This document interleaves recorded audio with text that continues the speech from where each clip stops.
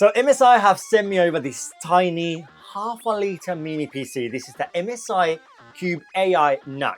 And let's be real for 2 seconds, because MSI is sponsoring today's video, yes, but as always, all opinions are my own, no fluff, no bullshit. And if it's something bad about this little one here, be sure I'm gonna tell you. But the real challenge here today is, can this little tiny box replace my main editing PC over there, 24-core CPU, 32GB of RAM, and an RTX 5080 for a full week? And after a whole 7 day using it for everything, so editing, gaming, daily work, what I have found honestly have surprised me. So let's get into it, shall we? Now, the first thing I noticed is just how small this little device is. So half a litre literally fits in the palm of your hand.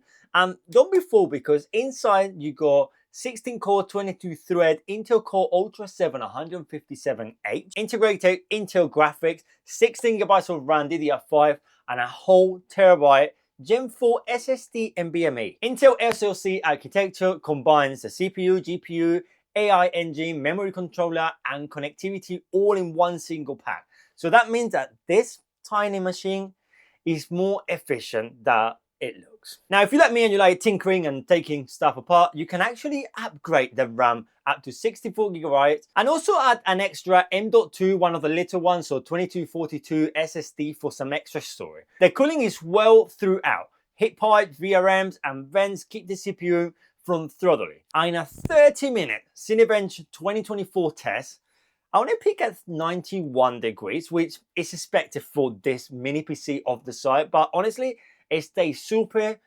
stable with no thermal throttling whatsoever. So what that means, like, overall, the build is solid, efficient, and surprisingly capable. And of course, sizes has a limit, and we will get there in just a second. Because 4 ports on the front, you get one USB-C 10 gigabits per second and 2 USB-A also 10 gigabits per second.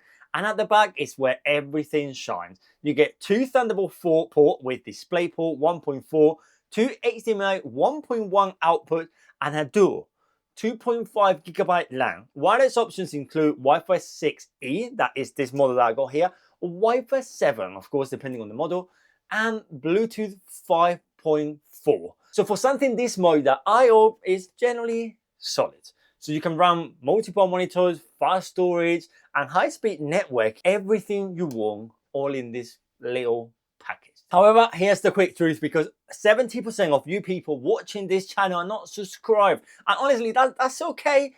But if any of my videos have ever helped you pick up some gear or save you some time with one of these breakdowns, mini PC, big PCs, monitors, just hit that subscribe button down below, because it really helped me bring more tech like this one and keep the reviews honest and with zero fluff. But all right, let's go back to the Cube, shall we? Because performance, running Geekbench 6, its scores shows 2087 in single core and 8195 in multi-core. I do not use any Adobe Suite Cloud programs. I edit in Affinity Photos and DaVinci Resolve, and our 1080p video editing is smooth, scrubbing and effects work well.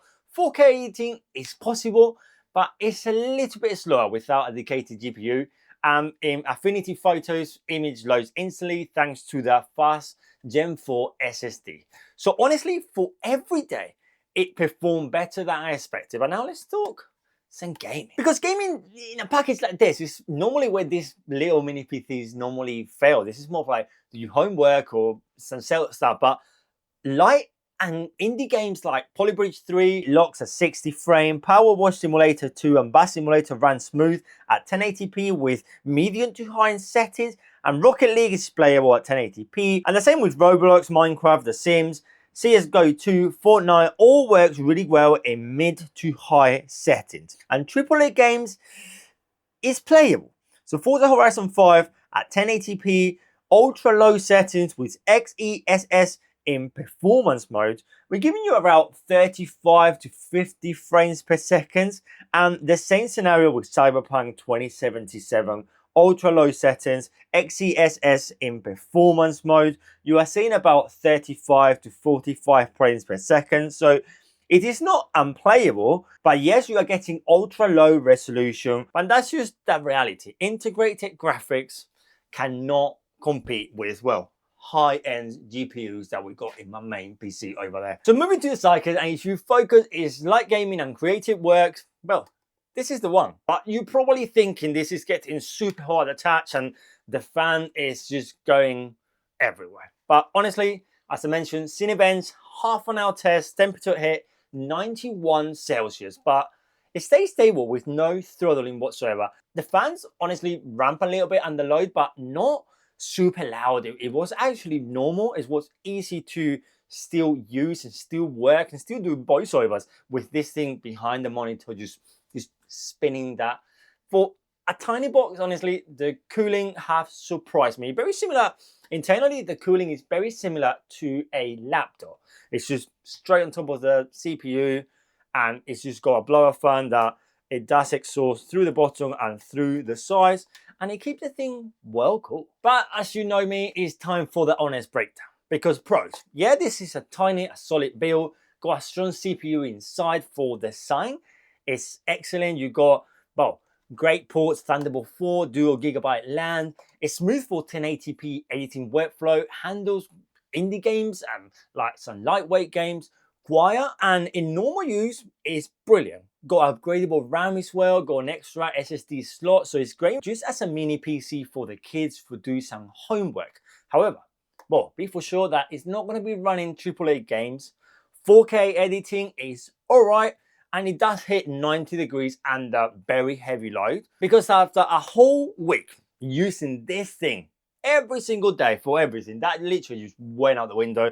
I put it here on the floor and I decided to use this NUC for everything, because at £1,300, this little one, it may not be cheap, but for sure it's tiny, it's quiet, and it's an upgradable PC, so it's honestly impressive. It's excellent for everyday work. So homework for the kids, this is brilliant. It's also a perfect family PC. So you can be sure and you can make it super safe that the kids are going to be browsing, media streaming, casual like Roblox, Minecraft, Polybridge, Rocket Leagues.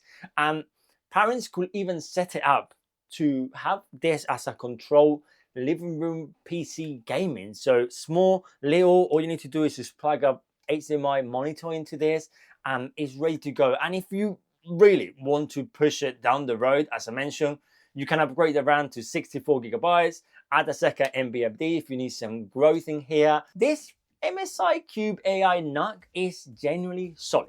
It surprised me in how honestly it handles everything, especially the side for this. So if you want to get one of this for yourself, links will be down below. Thank you very much MSI UK for sponsoring today's video. And you remember guys, I'm CheCo Tech. Thanks for watching and I will see you on the next one. Adios.